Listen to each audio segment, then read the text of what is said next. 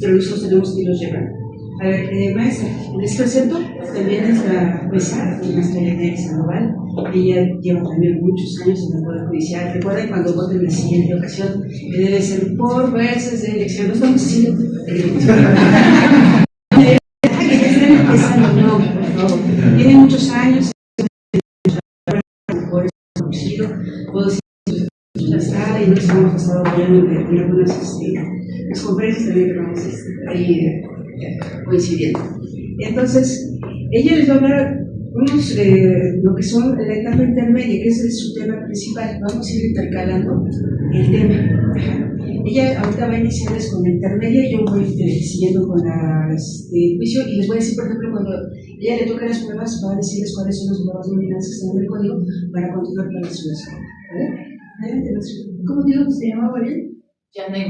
Yaneli Sandoval. Yaneli Sandoval. Muchas gracias.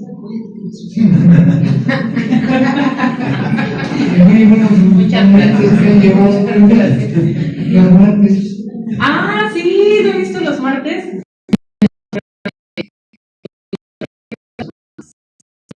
En Facebook y hay martes a las 9 de la noche. Hacemos un programa. La doctora fue nuestra madrina de ese programa y ahora pues cada semana tenemos un invitado sorpresa.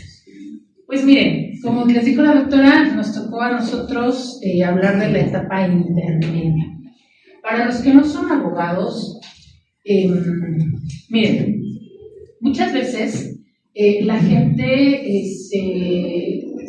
se molesta o se emociona, se generan muchas muchas emociones en los ciudadanos cuando detienen a una persona y llega con un juez y el juez lo libera, ¿no? O el juez lo deja vinculado al proceso o lo deja en la cárcel, por ejemplo, ¿no? O lo deja vinculados al inicio del proceso pero lo pone en libertad, ¿no? A veces no comprendemos muchas etapas del procedimiento. Cuando una persona es detenida por elementos de la policía y posteriormente es conducida con el Ministerio Público, el Ministerio Público tiene 48 horas para recabar todas sus pruebas y lo tiene que llevar con un juez o dejarlo en libertad. Si lo lleva con un juez, el juez tiene 72 o 144 horas para resolver su situación jurídica. ¿Qué es esto? Bueno, le inicia un procedimiento ya judicial o lo deja en libertad. Si le inicia un procedimiento judicial, puede ser en libertad o puede ser retenido o puede darle lo que conocemos como una fianza, que se llama garantía económica, ¿no? En este caso, de que se le vincule al proceso a la persona, que se le inicia un procedimiento, inicia una etapa de investigación ya judicializada, o sea, se empiezan a recabar pruebas. Que en una primera instancia un juez, dentro de las 72 horas, los 3 días siguientes a que lo ponen a disposición de un juez, lo deje en prisión o lo deje en libertad con una garantía económica, no significa que la persona ya está libre o que la persona ya está sentenciada. Significa que hay que empezar a recabar pruebas, ¿no? Entonces, las partes empiezan a recabar pruebas y posteriormente viene lo que es la etapa intermedia. ¿Qué es la etapa intermedia? Es una etapa de preparación a juicio. En el juicio sí es donde se va a decidir si la persona es inocente o culpable, ¿vale? Antes del definitivo, incluso si los puesto en libertad, pues pueden nuevamente volverlo a traer con una orden de aprehensión. Es algo, digamos, que nada más marca el inicio del procedimiento. Cuando ya tenemos a la persona vinculada al proceso, se buscan pruebas, ahí es donde buscan las pruebas, vamos a ver si hay cámaras, vamos a ver si hay testigos, vamos a conseguir peritos, vamos a ver qué pruebas, vamos a ver si alguien vio qué pasó, vamos a ver si buscamos pruebas, ¿sabe? Ya cuando tenemos las pruebas viene la etapa intermedia. Entonces, en la etapa intermedia, ¿qué es lo que pasa? En la etapa intermedia es cuando el Ministerio Público formula una acusación. A ella formalmente se le acusa a la persona, ¿sí? Se le acusa de un delito y entonces viene primero una fase escrita, pues cuando el Ministerio Público presenta la acusación en contra de ese ciudadano o ciudadana y ofrece pruebas. ¿Qué va a hacer el ciudadano o ciudadana? Contesta, va a decir, bueno, tú ya me veniste a acusar, ya me trajiste estas pruebas, pues ahora yo te voy a presentar estas otras pruebas, ¿no? Para controvertir lo que tú dices que yo hice, para demostrarte que no es cierto. Tenemos otra parte que es la víctima, ¿no? Esas son las partes antagonistas, la víctima o ofendido y el acusado. Cada uno puede traer sus pruebas. En realidad no están obligados, pueden o no pueden traer pruebas. El que sí tiene que traer pruebas es el Ministerio Público. Entonces, ya cuando hay acusación, ya cuando la persona trajo sus pruebas, ¿qué pasa? Llega una audiencia ya ante un juez. En una sala como esta, así igualitas, hay salas, tenemos salas más grandes, mucho más grandes, pero tenemos salas de este tamaño, O sea, las salas de audiencias realmente son así. Exactamente como lo ven ustedes aquí, así son nuestras salas de audiencias en la realidad.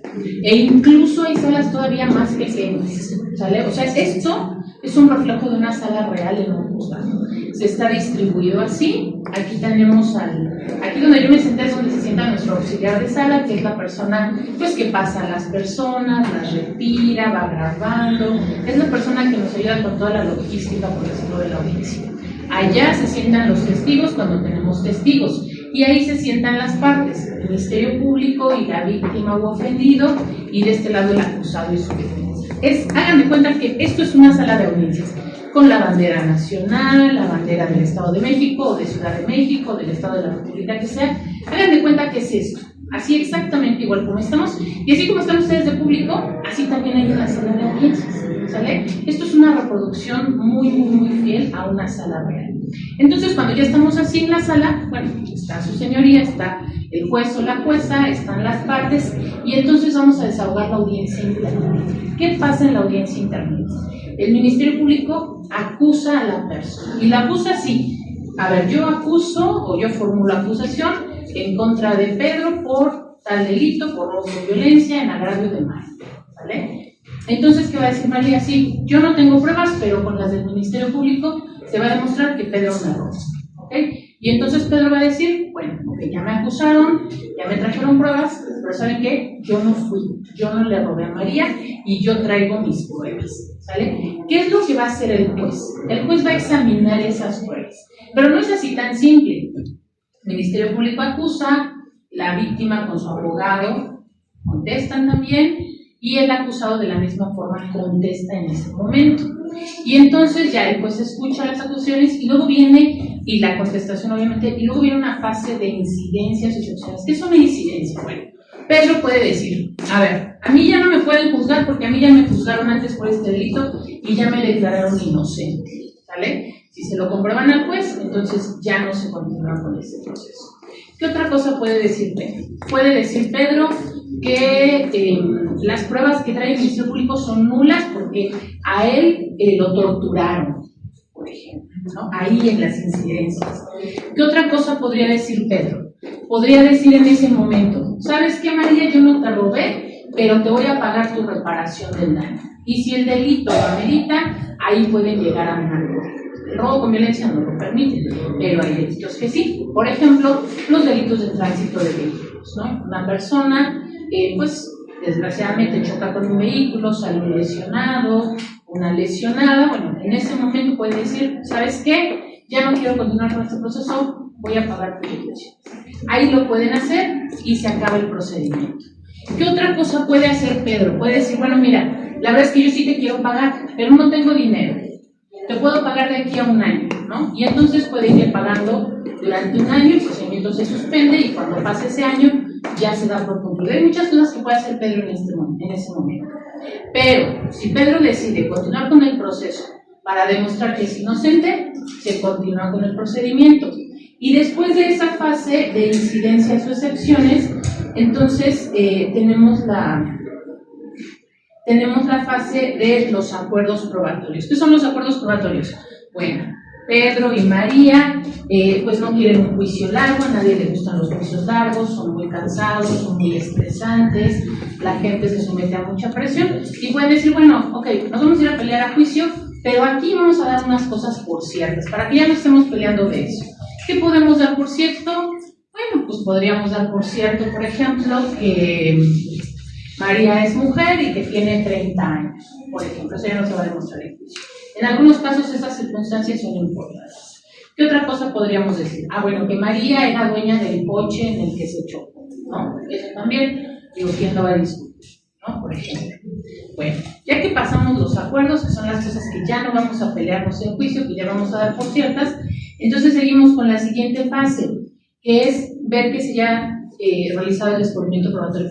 Fíjense que eso que vemos, cuando vemos los programas esos de juicios en la televisión, sobre todo que vienen de Estados Unidos, pasa que de pronto están todos haciendo el juicio en una sala como esta, y alguien saca una prueba y dice, aquí está la prueba definitiva, ¿no? Y nadie sabía de esa prueba, una prueba sorpresa, y con eso se demuestra la inocencia de Pedro. Eso no pasa en la realidad. Aquí no. En la audiencia intermedia tienes que mostrarle a tu contraria todas las pruebas leídas. No hay prueba sorpresa. No hay que vas a llegar a juicio y decir, señor juez, aquí, a ver, que se abra la puerta y que pase el testigo. No, eso no pasa. Eso solo pasa en la televisión, ¿sale? Aquí no hay sorpresa. Aquí en la etapa intermedia tienen que descubrir todas las pruebas. A ver, Pedro, mira, todas estas son las pruebas con las que te voy a acusar. Y Pedro dice, ¿así? Pues mira, con estas yo me voy a defender. ¿Sale? Entonces, el juez ahí verifica que ya se descubrieron las pruebas, que ya todo el mundo sabe qué pruebas van a llevar. ¿Por qué es importante? Miren, vamos a suponer que Pedro dice, no, yo voy a demostrar que soy inocente. Y entonces cuando le descubren las pruebas, se da cuenta Pedro que esas pruebas que traen en realidad son muy sólidas. Su abogado, que es un abogado muy técnico, le va a decir, ¿sabes qué, Pedro? Con estas pruebas que traen está bien difícil ganar el juicio. Tú sabes si te arriesgas. Y entonces Pedro va a decir, bueno, si me arriesgo porque si soy inocente, o a lo mejor dice, bueno, es que sí lo hice, pero no exactamente igual, pero pues la verdad es que mejor agarro un procedimiento abreviado, ¿no? O propongo una suspensión. Es importante que se sepa qué pruebas van a llevar a juicio, porque así las partes pueden ver sus opciones. Pueden ver, bueno, hago esto, ¿qué hago? ¿No? Esta fase de etapa intermedia, yo cuando doy clases les digo que la vemos como una etapa así como de mero trámite, ¿no? Así como de, ya, rápido, es una intermedia. No. En la etapa intermedia, los abogados van a valorar qué oportunidades tienen para un juicio. Un buen abogado en la etapa intermedia dice, a ver, me trajeron estas pruebas, ¿qué tan fuertes son las pruebas? ¿Qué tan sólidas son? ¿No? Yo a veces, cuando yo estuve aquí adscrita a Chalco algún tiempo, y recuerdo un asunto muy fuerte que tuve en una ocasión, en una violación, pero un asunto feo, fuerte, y entonces el acusado forzosamente quería ir a juicio. Y recuerdo mucho que el abogado le decía, agarra un abreviado, y el muchacho no quiso, y se fue a juicio. Ya cuando terminó la audiencia intermedia, me dijo el abogado, me dijo, híjole, su señoría, la verdad es que yo traté de convencer a este muchacho de que se fuera abreviado, porque no le veo muchas posibilidades para juicio. Y es que verdaderamente las pruebas que traía Fiscalía eran pruebas muy sólidas, muy fuertes. Y ese muchacho, si el juicio salía como se vislumbraba desde ese momento, seguramente el juicio le iban a dar una pena muy alta. Eso se ve, un buen abogado lo puede ver, lo puede analizar. Claro que en el juicio pueden pasar muchas cosas, ¿no? No se tiene nada asegurado. Pero en la etapa intermedia un buen abogado ve, dice, a ver, ¿qué tenemos aquí? ¿Contra qué vamos a ir a juicio? ¿No? Y ahí toma decisiones. Por eso es muy importante la etapa intermedia. Y entonces, bueno, ya se descubrieron las pruebas, ya Pedro y su defensa vieron que no, sí tenemos oportunidad para juicio, vámonos a juicio, ¿no? Y entonces pasa el descubrimiento probatorio y pasamos al debate sobre la exclusión de pruebas. Esta es una etapa súper importante porque aquí es donde vamos a ver si hubo pruebas en las que se torturó a Pedro, si se obtuvieron pruebas ilícitas, por ejemplo, escuchas de comunicaciones privadas, si se hizo un cateo sin una orden, si se hizo un cateo en donde se obtuvieron pruebas pero que no se hizo correctamente. Ahí es donde podemos excluir pruebas, ¿no? Y entonces llevarnos a juicio solo lo que nos va a servir, dependiendo quién sea, si eres Ministerio Público, si eres víctima o si eres acusado, llevar solo lo que te va a servir a juicio, ¿no? Y entonces ahí tenemos las pruebas. ¿Qué pruebas podemos llevar a juicio? Pues podemos llevar testigos, son los testimonios, podemos llevar periciales, los peritos, por ejemplo, un perito médico que diga que esas lesiones que tenía María pues en realidad no eran tan graves o si eran muy graves. Podemos llevar también documentos que son las fotografías y videos son documentos. También podemos llevar prueba material, que es por ejemplo el cuchillo con el que dice María que Pedro la amagó. Podemos llevar el dinero que dice María que Pedro le robó. Podemos llevar Creo que son esas las pruebas que podemos llevar a juicio, ¿sale? Entonces, ahí el juez va a admitir o va a excluir pruebas. El juez va a decir, a ver, estas pruebas, estos testigos te los admito, estos peritos, también te voy a admitir este video, te voy a admitir estas fotografías, pero esta sábana de llamadas, o sea, una escucha de comunicaciones, esto no, porque no tenías permiso para obtenerlo, esto te lo vamos a quitar, ¿sale? Ahí es donde lo que comúnmente se conoce o se dice como, el juez me aceptó mis pruebas, o me las rechazó. Ahí es donde se aceptan o se rechazan las pruebas que se van a ir a juicio.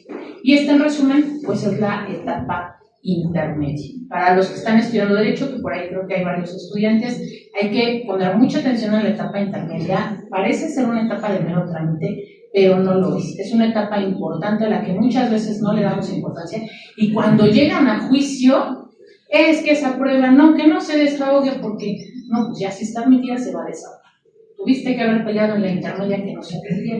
No la peleaste, aquí se va a desahogar, sí o sí. ¿Sale? Y pues esa sería la etapa intermedia. Muchas gracias.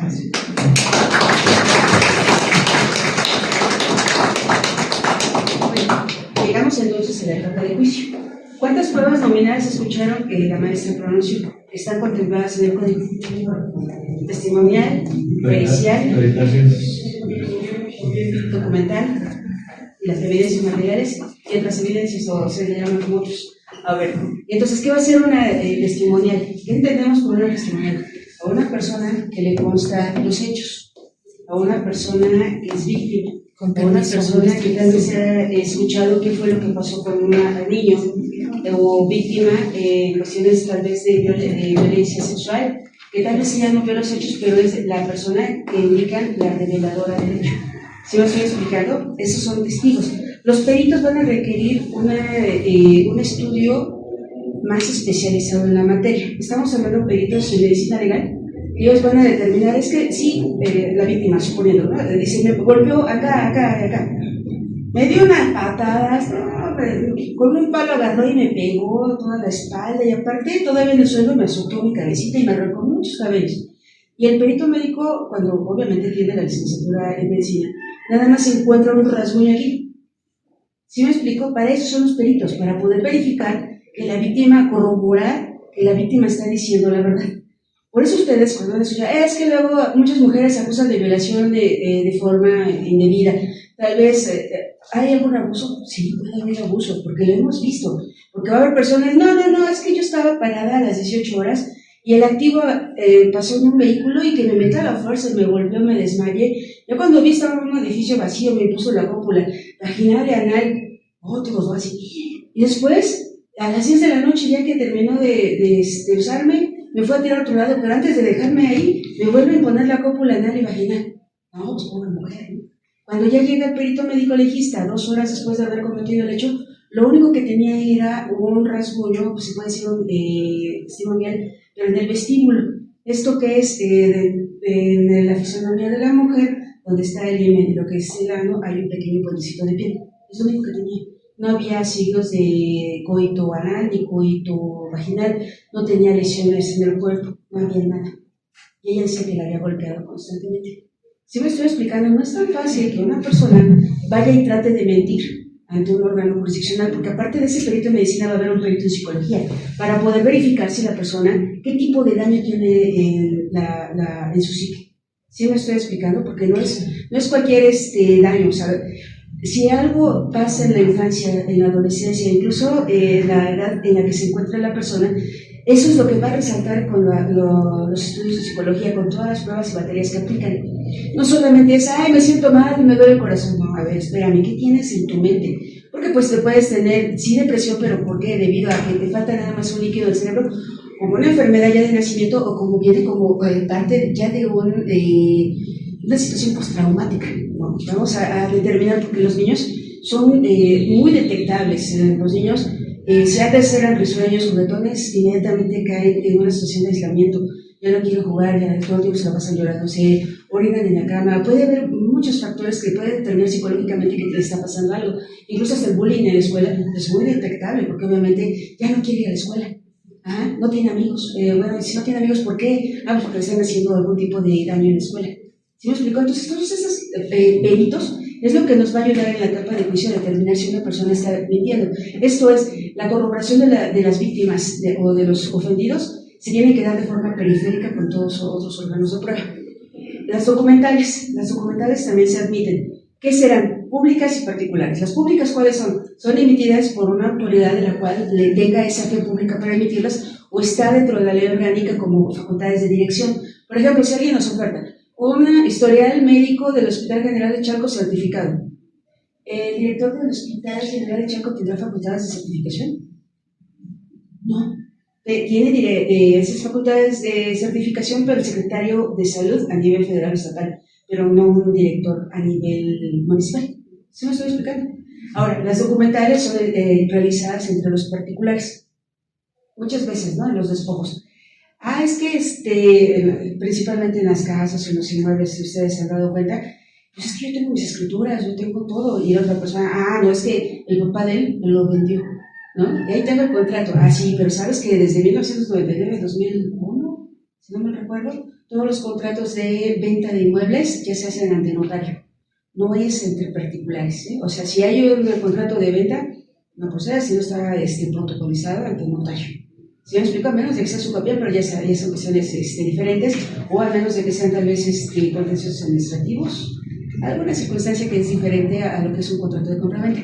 Entonces, si ustedes dicen, es que no es mi firma en el contrato, que hay peritos en grafoscopía.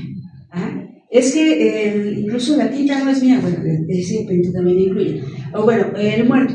Es que, no sé si ustedes escucharon una noticia de una niña Dafne, ¿no? Fue a una escuela militarizada de 13 años y resulta que todavía manda el video, mamás que me caí, pero sería que no estaba diciendo la verdad, desde que estaba haciendo el video, algo le habían hecho. Y resulta que se la entregan muerta y ya cuando hacen la necropsia tenía los pulmones llenos de agua y el director que dice, es que se cayó y se quedó boca arriba y toda el agua de la regadera le cayó en la boca. Por Dios, o sea, él creó su propia historia. Por eso muchas veces, ustedes han escuchado que de las muertes de las mujeres se tienen que investigar con el protocolo de feminicidio, porque obviamente es el grupo más vulnerable a través de la historia de México. Entonces hay que ver si no fue violentada sexualmente. La mamá dice que sí, que tenía señas de violencia sexual, y luego fue un asfixia por sumersión. O sea, no pudo respirar, tenía los pulmones congestionados y toda la tráquea de la noche. No podía respirar, no podía decir, no, estoy desmayada, porque obviamente cuando una persona muere, todo se cierra. ¿Sí me explico? Tal vez tendrá agua, pero los pulmones están normales, están vacíos, pueden flotar, pero cuando están en sumersión, obviamente hasta los pulmones caen en agua. O sea, cuando los meten en agua ya caídos del cuerpo. ¿Sí me estoy explicando? Entonces, aquí se da cuenta que el director es el principal sospechoso por haber mentido, ¿no? Porque él no dijo, la verdad no sabemos ni qué pasó. Pudo haber dicho eso, pero él dijo, no, se cayó. Y obviamente el médico tiene que ver si la lesión, ¿dónde la tiene? Porque se supone que se cayó en el baño, se habrá resbalado, entonces tendrá un golpe en la nalga, en la espalda, en la nuca, en los brazos, porque obviamente quien no se haya dado el borrachazo no sabrá que siempre se lesiona primero los codos, las rodillas, ¿no? Las patas. A mí me han contado, yo he visto muchos casos. Entonces, chicos, ustedes deben de ver que va a haber peritos que realmente apoyen a la teoría del caso. Por eso tenemos que llegar a la teoría del caso, porque la licenciada ya les habló en la etapa intermedia que el Ministerio Público presentó una acusación, que será la teoría del caso. Muchas veces lo hemos oído, ¿no? Hasta en las noticias, como dicen, teoría del caso. ¿Qué es? De la Fiscalía y teoría de la defensa. ¿Qué es? ¿Por qué hablamos cada rato de teoría del caso? Nosotros vamos a decir que hay una circunstancia de acreditación de los hechos fácticos con los hechos jurídicos y me falta un hecho. Estamos diciendo, por ejemplo, si una cuestión que haya pasado en la vida diaria, decimos, es que esto no puede ser, ¿no? Por ejemplo, va caminando una chica, ustedes vieron el video, la chica llega a la puerta, está abriendo, ¿y qué pasa con el activo? Entonces se regresa el hijo de la guayaba y le muerde la nalga y se va. ¿Qué pasó ahí? Algo está pasando, porque ¿por qué se siente la víctima mal? ¿A cualquier cretino puede llegar a morderle la nalga? No, por eso está un delito de abuso sexual.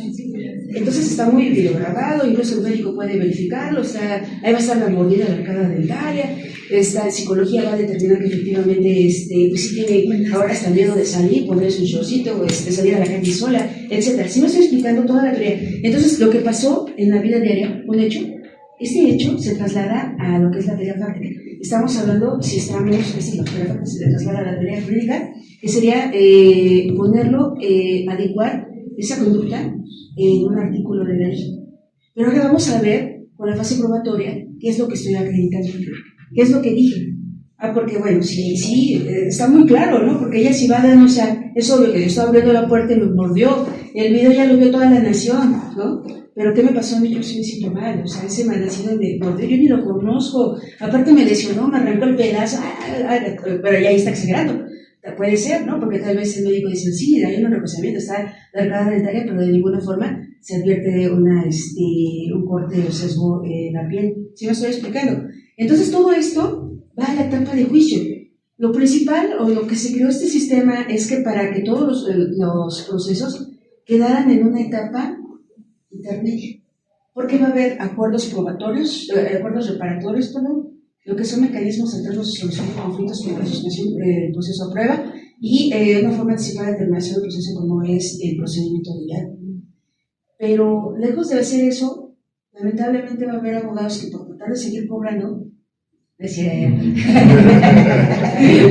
trabajo gratis. La mayoría de los casos. Se van a juicio.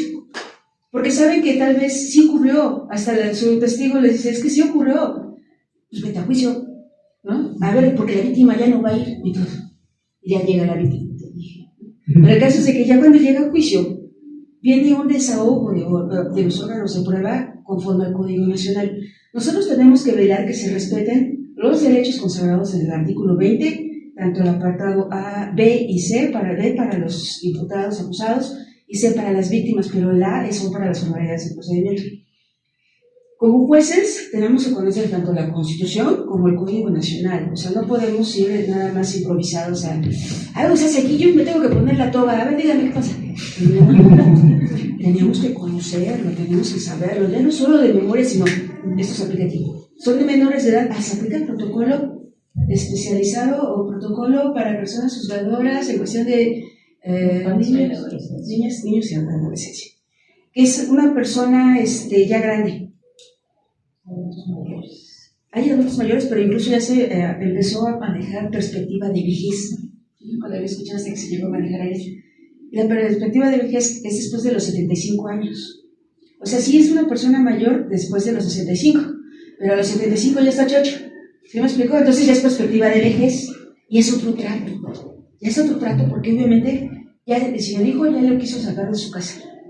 Que si fue a un cementerio una mujer y la violaron en el cementerio, no puso ni resistencia, no había ni cuchillo, pero le pusieron la cúpula, porque una persona ya no se puede defender a esa edad. Luego vienen otro tipo de grupo vulnerable del artículo 1 constitucional, que son los indígenas. Todo nuestro país tiene, gracias a Dios, una cultura tan grande, tan inmensa, pero se tuvo que respetar sus derechos al artículo 2 constitucional para poder decir que tenemos que respetar sus costumbres, tenemos que respetar sus tierras, sus aguas, sus comidas, todo, ¿sí me explico? Entonces tenemos que aplicar el protocolo de para los originarios. Y luego vienen incluso los inmigrantes. Los traductores necesitaríamos entonces aplicar el protocolo de inmigración. De ahí tendríamos que traer, como dice usted, traductor. Y también tenemos un protocolo para las personas con discapacidad, que tendríamos que traer ahí traductores o intérpretes, ¿no? Porque muchas veces pues, son sordomudos. ¿Y qué hacemos ahí? A mí me tocó, ya se los comento con experiencia, una persona inmigrante, era nacional, pero que se había ido a los Unites, se hace mucho, entonces ya no hablaba español. Sí, me diga, desgraciada, ¿no? Pero me acordé, o sea, todo lo que me hizo hacer, porque era control de detención, ustedes saben que son plazos muy cortos, de 78, 144 horas, teníamos una crisis así. Entonces, I don't understand Spanish. Entonces, ¿qué hacemos? Entonces, a ver, tráiganse a alguien, ¿no? Y una persona, yo sé inglés, y le dice en inglés, tú eres culpable, y la verdad tú eres culpable. Digo, no, eso no se dice. Entonces, pues tuvimos que ir a traer un perito, y obviamente tiene que estar en el Departamento de Peritos del Poder Judicial, porque ¿qué tal si llevamos de la Procuraduría? Pues va a decir lo que el Ministerio Público quiera clavarle. Si me explicó, de la Defensoría igual, entonces mejor alguien de otro que se lleve también al Departamento de Peritos. ¿Sí me estoy explicando? Para cada sector de vulnerabilidad va a haber una forma de tratamiento, no todos son iguales. O sea, sí se trata de igualdad entre la ley, igualdad de recursos, igualdad de todo, pero no hay que tratarlos como iguales respecto a los grupos de vulnerabilidad. Sí me estoy explicando, porque para eso está la Constitución. Aquí una duda nada más. Disculpe, hablamos de peritos. Sí. Pero ya terminando la carrera, lo que es la licenciatura de Derecho, ya sea penal, ¿hay que estudiar otra parte para poder llegar a ser perito? Es que depende de la materia que usted quiera que designen peritos. Por ejemplo, ahorita ya hay licenciaturas en criminalística. O sea, ellos ya se les pide licenciatura, ya no es como antes que eran empíricos en la fiscalía. Los más viejos ya están, bueno, por decirlo así, ya son los más antiguos, ya se están jubilando porque ellos eran empíricos. Nada más tenían 3 meses de como diplomado. Peritos peritos en mecánica, peritos en fotografía, peritos, o sea, y no tenían esa licenciatura. Ahora ya se les está pidiendo hasta con cédula. Entonces, si son en psicología, sí tienen la licenciatura, pero obviamente también hay muchas veces que ya tienen, pues, maestrías, doctorados, cursos, especialidades, y eso les va a dar esa experiencia. Y ya es la experiencia, porque obviamente por eso les van diciendo,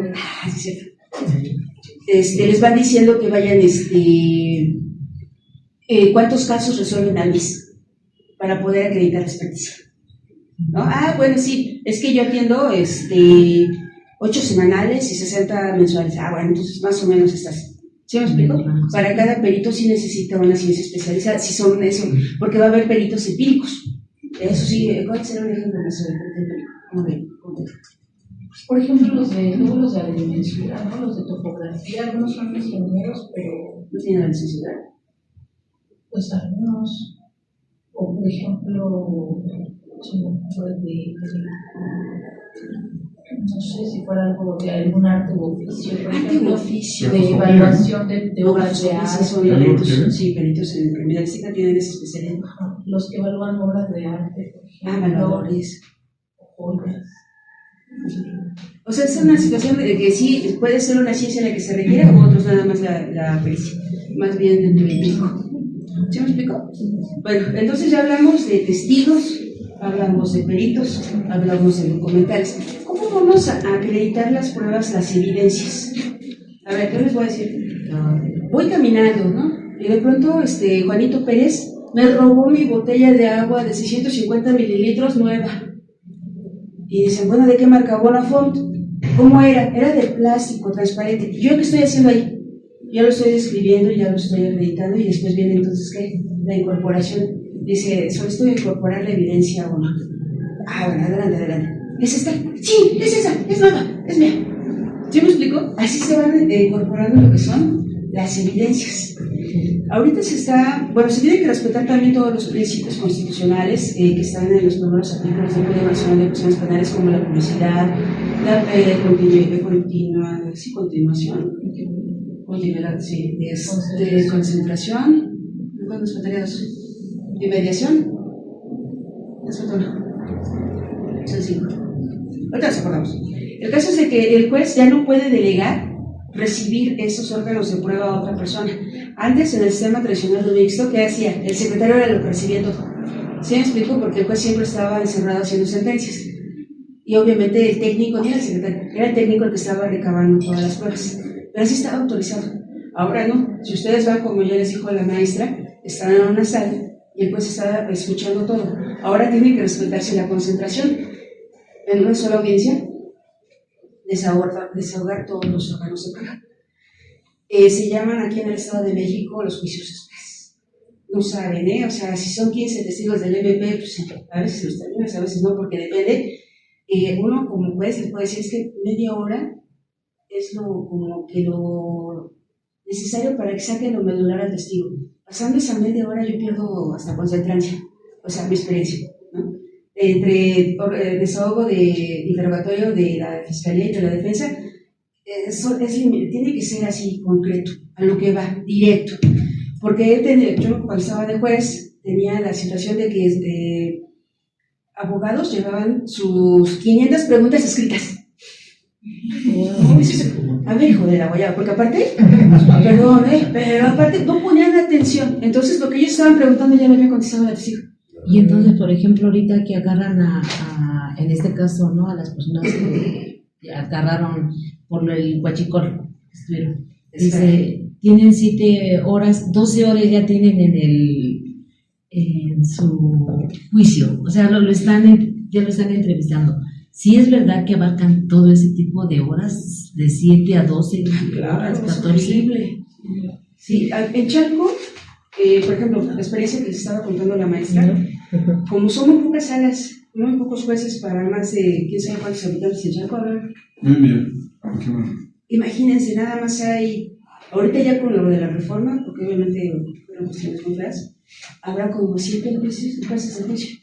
Entonces, para una sola, hagan de cuenta que las audiencias de control son en la mañana, de 8:30 a 1, a 2 a lo mucho. Y las de juicio son de 2 a 8 de la noche. O sea, ¿cuántas horas estamos en sala? 6. Pero si se requiere, medianoche, 1, 2, 3, 4 de la mañana, el sábado, sí, porque hay que desahogar todo en concentración. O sea, no hay que estar en la continuación, tanto la concentración y la continuación es lo que se debe de respetar, porque incluso empezaron los federales, empezaron a ordenar las reposiciones porque ya llevaban 2-3 años y que no era posible que un juez recordara lo que pasaba en la audiencia de hace 2 años o de 1 año. Entonces, que tenían que hacerlo en una semana. Y por eso se empezaron a sacar los juicios después. Y con independencia de todo, porque les dan un juicio por día, 2 nuevos o a veces 3 nuevos por semana. Entonces, por eso, y aparte los jueces de aquí no tienen personal para la transcripción o para que les proyecten las sentencias. Los jueces los tienen que hacer. ¿Sí me estoy explicando? Ya se hizo apenas un sistema del cual del audio lo pasan a escrito. Pero de todas maneras pues hay que estar revisando qué es la información, volver a escuchar, etcétera. A veces es ya convocado. Y eso es lo que está pasando. Si no eligen ustedes, no es pre-campaña, si no eligen ustedes a los jueces que realmente tengan carrera de judicial, pueden pasar muchas cosas. Pero bueno, ese cerró el paréntesis por eso. Entonces, ya cuando se da el desahogo, reitero, de los testigos, peritos, documentales, cada uno de las partes va a señalar con quién va a iniciar, con quién va a continuar y con quién va a finalizar. Se les recomienda que los testigos, los principales o los más de importancia, sean los primeros en pasar. Los que ya son como que de relleno o de paja, al último. ¿Sí me explico? Porque ya cuando llevas más de 12 testigos, yo ya perdí atención. Ah, sí. Oposición, procede. La comisión procede también, ¿no? Pero, pues obviamente, ya obviamente, de ahí se manejan mucho las objeciones. Porque si la defensa se pasa toda la objeción, no manches, escuche primero, ¿no? O déjale terminar, tú me formula la pregunta y usted está objetando. Entonces, es una situación de dirección de los jueces que no es por cargarnos de un lado a otro, sino que hay que dirigir la audiencia como debe. Ya me voy. No. Después le debato esto. Esta es mi conferencia. Por eso dije después. Entonces, cuando se da la circunstancia de que ya se desahogaron todos los órganos de prueba, porque primero, la primera audiencia, cada uno, el juez va a decir cuál es el hecho circunstancial de la clasificación jurídica, los acuerdos probatorios que alcanzaron y empiezan las partes a realizar sus alegatos, que sería la exposición de su teoría del caso. El Ministerio Público, ¿qué es lo que va a acreditar? El delito, qué día, la hora, el lugar, etc. ¿Sí me explicó? Y la defensa, ¿qué va a acreditar? Que eso que te está diciendo el fiscal no aconteció. Puede ser que sí se acredite el delito, incluso muchos defensores sí lo dicen, es que de que se murió, o sea, de que hay homicidio, pues sí, tiene 3 balazos, no se murió de muerte natural, o como le dicen, no se suicidó con 20 puñaladas, o sea, no, alguien lo mató, pero no fue mi representante. ¿Sí me explicó? Entonces, eso es lo que va a acreditar la defensa. Yo cuando termina el desfile, es cuando se indica que ya hasta tienen que hacer sus alegatos de clausura. Y ahí viene el fallo del juez. Ajá. ¿Es culpable o no es culpable? Y después de eso ya viene, si es culpable, viene una audiencia de individualización de sanciones y después ya vendría una audiencia de lectura y explicación de sentencia. Pero les estoy diciendo diversos momentos en los cuales deben alegar diferentes cosas. Para la detención, por ejemplo, si nos vamos con los jueces de control, para la detención, ¿qué es lo que van a alegar? Si es legal o no la detención. Para una formulación de imputación, ¿qué van a alegar? Pues se alegan la solicitud de vinculación. Y la solicitud de vinculación, ¿qué van a decir? Pues acredita o no se acredita el hecho delictuoso y la forma de intervención o participación. En la intermedia, ¿qué van a alegar? Si las pruebas son lícitas o hay alguna exclusión, porque son sobreabundantes, porque son impertinentes. O sea, ustedes tienen que alegar en diferentes cosas. Cuando se viene a la etapa de juicio, en lo que es ya los alegatos de clausura, ¿qué se va a alegar? ¿Quién va a acreditar o quién acreditó eso el caso, pero con los testigos que expusieron lo que expusieron ante el órgano jurisdiccional? No lo que hay en la carpeta de investigación, es lo que acreditaron con el desahogo de los órganos de prueba ante el juez.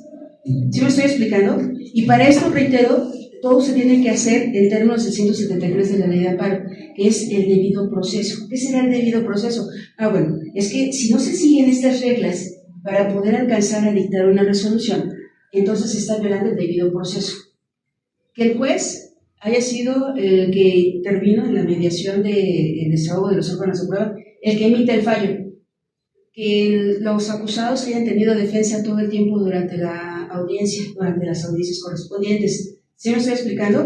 Que se haya realizado el desahogo de los órganos de prueba. Son varias reglas que todos los jueces tienen que tener así todas las partes, porque obviamente cuando hacen sus apelaciones o lo que son los elementos de amparo, siempre van a decir, sí, es que se violó el debido proceso. ¿Cuál? No sé, el debido proceso. ¿Quieres que te haga tu trabajo? ¿Qué? ¿No? ¿Sí me explicó? O sea, tiene que saber al menos qué es lo que se violó para poder decir que se violó el debido proceso, porque también obviamente el delito y la responsabilidad lo acreditamos con el artículo 14 y 16 constitucional. Por eso es que es constitucional la acreditación de ese cuerpo del delito, o más bien del delito, así como la responsabilidad plena. Es constitucional, o sea, se cumplieron los principios rectores del desahogo de los órganos de prueba, se le permitió declarar, no se le obligó, no hubo tortura. O sea, se está verificando todo eso cuando ya llegan ante el tribunal colegiado de circuito para la demanda de amparo. ¿Sí me estoy explicando? Sí. Entonces, también cuando indican es que lo que no indican a veces que va a haber penas que no son constitucionales, que eso es lo que deberían de hacer. Hay una situación de una niña, la suegra rasguña a la nuera, ven que casi no pasa que odien a la suegra a la nuera, ¿no? Y la nuera tenía a la nieta, entonces la rasguña, así como, y le pasa el rasguño a la niña, así como película, ¿no? Y sí, pero hay una agravante de los 38 por 10 años de prisión, cuando se ha cometido por un integrante del núcleo familiar. 10 años por un rasguño. O sea, ni a los extorsionadores, el párrafo primero del 266 antes de que fuera reformado, por un rasguño 10 años. Eso es donde los defensores tienen que ver cuál es constitucional, qué pena es constitucional o no para poder debatirlo, pero ya ante el juez de amparo. ¿Sí me estoy explicando? Ahora, ¿qué otro es? Por ejemplo, también obviamente tanto los jueces como ministerios públicos como defensores, pues obviamente saben si hay concurso aparente de normas, si hay una ley posterior que incluso de mayor beneficio a la anterior. Por ejemplo, la extorsión que estábamos diciendo, el 28 de noviembre de 2025 se emitió esa ley, en el cual la ley de extorsión que incluso da menores penas de prisión. Entonces, pero muchos abogados ni lo saben ni lo interponen, pues algunas de cosas de ejecución para ver la traslación de tipo. ¿Sí lo estoy explicando? Si todo eso no lo saben, corran, huyan y dígase lo que más confianza le tengan. El homicidio que le bajaron de 40 a 25 años. O sea, hay que estar atentos a todas las reformas porque el derecho tiene que ser una constante actualización. Ustedes no pueden decir, pues es que ya estoy de abogado. Y los licenciados hay muchos, tienen que ser especialidades, maestrías, doctorados de actualización, porque reitero, las reformas, como no tienen nada que hacer los legisladores, No decimos nada porque luego están ahí de reformando el Poder Judicial. Entonces lo que hacen es pues, hacer modificaciones a veces innecesarias. Iba a decir otra palabra, pero son innecesarias, ¿no? Porque obviamente... no, eso. Tenemos, había un delito que porque no tenían la tarjeta de circulación, era un delito de ataques a las vías de comunicación. Entonces, cuidado, y se les olvidaba la tarjeta de circulación porque cuello, O te la robaron. O te la robaran, imagínate, ya ya te ibas a ir a la cárcel unos años. Entonces, por eso ya lo eliminaron. Luego, ¿cuál otro quitaron? El de los conductores, de los coches conductores, por conducir el... Cuando van los conductores, el artículo 200 de Cuello, ¿no?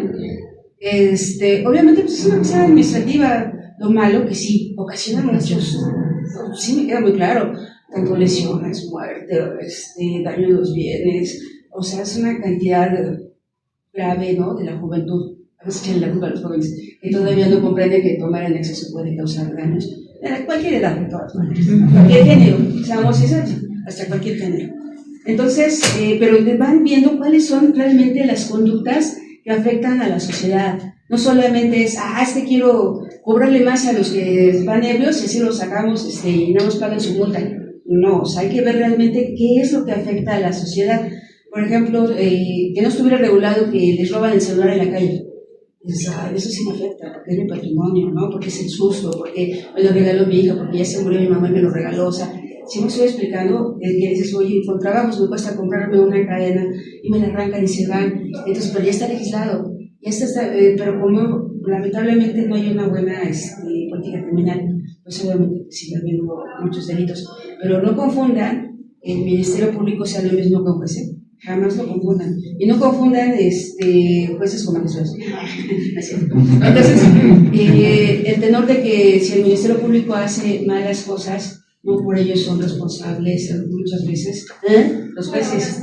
O sea, hay que diferenciar que no es entre perros y gatos.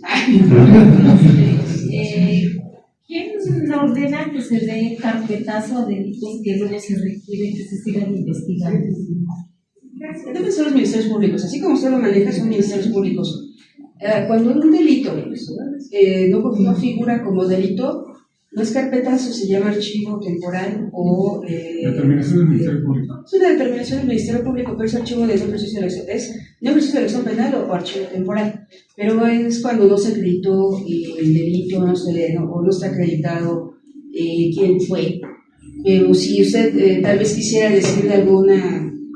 ¿cómo se puede decir?, una conducta relevante y no se llevan investigando, depende mucho del Ministerio Público. Y para eso hay un recurso en el Código Nacional que pueden acudir ante los jueces de control a poder verificar esa inactividad del Ministerio Público.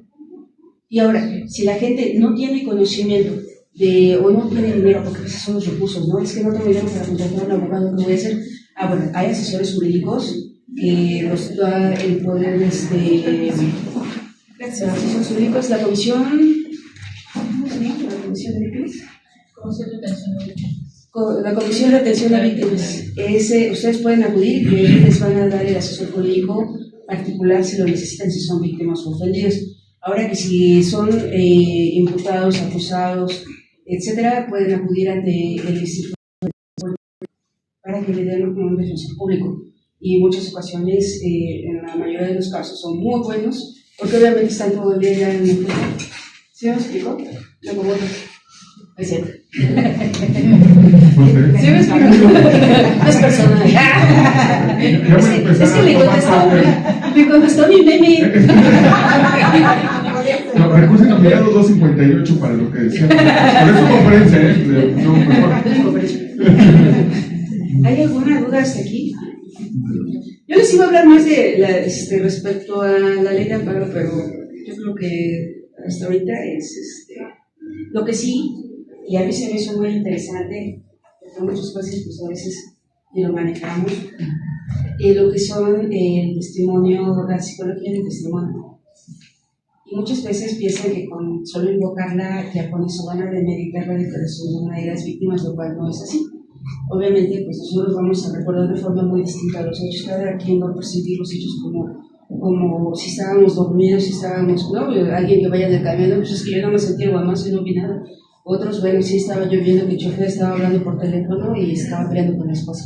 El otro, pues sí, pero es que de atrás le pegó en la cabeza y fue el garramazo lo que le sacó. No, o sea, sí me explico, cada quien es muy diferente, ¿no? Por eso pueden decir, es que si no está,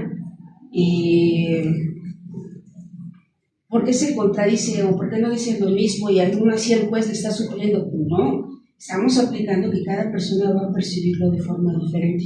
Pero eso no lo entienden, disculpe, eso no lo entienden porque, por ejemplo, hubo un accidente en Chaco, ¿no? Aquí en la autopista, ¿no? Entonces, a la hora del golpe, que fue de la combi, que fue una bajada, se dio y todo esto. Aquí las personas que salieron dañadas y que hubo un muerto en este aspecto, cuando nos llevaron al hospital, que yo llevé a mi paciente al hospital de aquí de Chaco, en general, llegó el Ministerio Público a tomar una cierta declaración. Lógicamente que muchos tuvieron pérdida de sentido, perdieron el sentido, o minutos, segundos, es cuando usted lo está comentando ahorita, cada quien tiene una forma de captar, ¿no?, el movimiento. ¿Qué pasó allí? Que como no coincidía la respuesta de mi persona, de mi enfermo, del que tuvo el accidente, no coincidía con las otras personas que estaban internadas allí, entonces dijimos, bueno, es que difícilmente va a ser que coincida cuestiones de segundos, minutos, porque hubo una pérdida de tiempo, del momento en que pasó y cómo sucedieron las cosas. Entonces, como no hubo esa coincidencia entre muchos, ¿qué pasó? Nos pusieron a un abogado de juicio, un abogado de... Una sorpresa. Sí, la verdad, bueno, ellos dicen de oficio, ¿no? Que lo siguen. Está bien.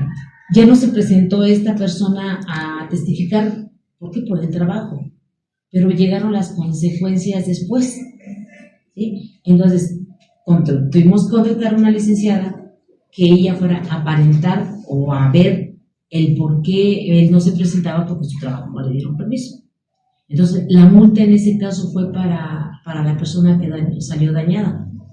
Entonces, yo digo, bueno, si usted me está comentando ahorita que hay una percepción o un amparo, en ese momento, ¿qué puedo yo hacer cuando tengo que contratar? Porque aparte me cobró mi licenciada y aparte me cobraron una multa porque no se presentó a declarar nuevamente contra el chofer de la ruta porque no hubo asimilitud con lo que los demás testigos tuvieron. Es que no, a la percepción que usted tiene, yo veo que el chofer era el responsable, o quién será el responsable. El chofer, porque... Entonces no tendría por qué haberle cobrado usted una multa para empezar. ¿Que por qué no se presentó? Sí, pero usted no tenía por qué pagar multa. Eso es a lo que voy por eso. Entonces tiene que contratar a un abogado que tenga una experiencia suficiente. Reitero, hay veces que los públicos tienen más experiencia. Si ustedes no saben algo, digo, aquí tenemos un abogado particular. Muy bueno, pero si no tienen dinero para pagarle, podría ser que contraten a un asesor jurídico público o un asesor público. Y le van a darle toda la explicación, porque así como usted me dice, pues no habría forma de acreditar que ustedes le paguen una multa por la persona que faltó, si usted no fue para la que faltó. Tendría que ser que el pago ya se haga a usted de reparación del daño. Y obviamente que la pericial en tránsito terrestre sea determinado el responsable del chofer. Sí, porque sí hubo esa situación, pero en el momento que se presentó la denuncia, porque sí estuvimos en el Ministerio Público, nos citaron a tales horas la primera vez, pero creo que fue un día festivo, no recuerdo si fue Día de Muertos o lo de la Virgen de Guadalupe, pero fue en diciembre, eso sí queda bien claro. Entonces sí llegamos, tomaron la declaración en el hospital en ese momento, pero pues lógicamente en ese momento todavía tú estás mal del golpe, no hay medicamentos en el hospital y se tuvo que contratar a una licenciada, ahora sí que pues a la que encuentres, porque tú no tienes conocidos en ese aspecto. Pero llega el documento que te tienes que presentar tal fecha y por X del trabajo no te dieron permiso de salir. Entonces, pues a eso es a lo que voy. ¿Cómo saber quiénes son los buenos para poder contratar a un buen abogado? Es que es como los médicos. Usted ve a uno que acaba de recién salir de la facultad pues, tienen que tomar experiencia, ¿no? Desde ahí tendrían que empezar. Yo les recomiendo que tengan maestrías, tengan especialidades, pero ahora, tanto curso tampoco les garantiza que sepan algo, ¿no? Porque ya, pero tiene que ver al menos la cantidad de asuntos que preguntarles. Bueno, ¿cuánto tiempo llevas litigando para eso? Porque si no, pues no sabes. Y además, cuando hay abogados changos jurídicos, tampoco conviene. Es que yo te sé civil, penal, agrario, fiscal. O sea, no, espérame. Nosotros, como abogados, les llamamos changos jurídicos porque van de rama en rama de derecho y no se especializan a veces en ninguna. ¿Sí me estoy explicando? Sí. Se nos rompe algo. Entonces, ahí sí yo tendría que decirle, yo por lo que veo es que nada más se quedaron en el Ministerio Público, ustedes van a fueron al juzgado y tendría que solicitar, ahora sí, que me llamen un asesor jurídico público, que ahí mismo el Ministerio Público los llama y ya se la designan de forma inmediata. Y si no, para dejarle el número a la licenciada Silvana, la administradora, y le doy el número de es directora regional de esta caballero, Patricia Eliana Caballero, ella, para que usted le solicite que le asignen un asesor jurídico. Bueno, ya para terminar, para no aburrirlos, hay otra correspondencia que quería hablarles que se llama núcleo duro. ¿Sí lo han escuchado? ¿De acuerdo? Eso es lo mismo, es el debido proceso. Búsquenlo, para los que les interese. Les voy a dejar la correspondencia aquí con la maestra Silvana para que le tomen copia. Y es el registro digital 25716, porque cuando están en juicio, pues tienen que alegar qué fue lo que ustedes pudieron observar que se haya respetado o no se haya respetado, como son las cámaras esenciales de procedimiento, que es esencialmente en lo que establece esa jurisprudencia. ¿Vale? ¿Dudas, quejas, sugerencias? Que ya me les voy. Aprovechenme porque me les voy. ¿Ah? ¿Seguros? Pues muchas gracias. No sé si tengan alguna duda con la maestra Yaneli. No. Pues muchas gracias, chicos, por su asistencia.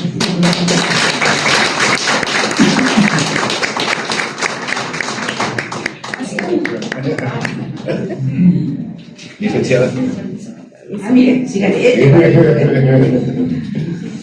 Bueno, espero que les haya gustado mucho estas dos conferencias magistrales. Tenemos pues a dos personas de bastante conocimiento, a la magistrada Yolanda Romero y tenemos a la jueza Yaneli, que igualmente pues tiene muchísimos años de experiencia, y quien quiera postularse para el derecho, estudiar derecho o quiera conocer respecto a cómo defenderse cuando está ante un asunto jurídico, pues siempre es importante acercarse a las personas adecuadas.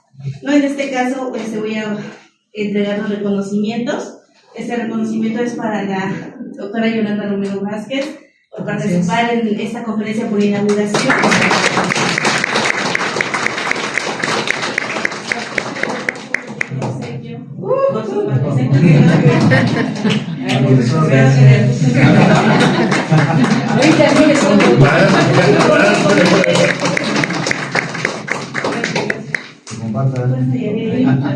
Igualmente, muchísimas gracias por participar en las conferencias magistrales. Es un gran honor y un placer que esté participando con nosotros. Esperamos que sigamos.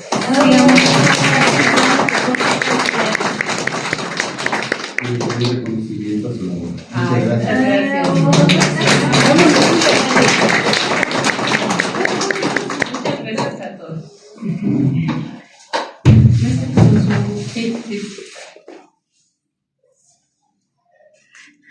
Jueza, maestra. Sí. Una fotito nada más, ¿verdad? Así.